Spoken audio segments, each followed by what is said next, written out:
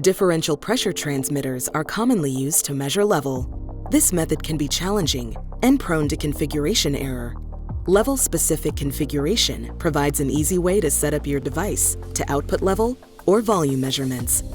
The Rosemount 4051S pressure transmitter can be configured for a level application using any hard host, such as AMS Device Manager, AMS Trex, or the AMS Device Configurator Bluetooth app.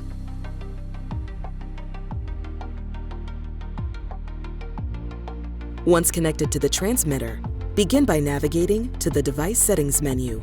Select Output, then Level. Start the Level Configurator method. Read and acknowledge the warning message. Now, enter your desired level units.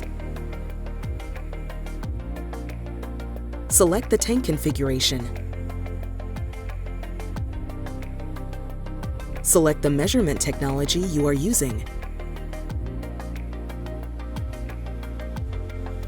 Enter the required information: maximum level, minimum level, process fluid-specific gravity, the distance between process connections, and the fill fluid.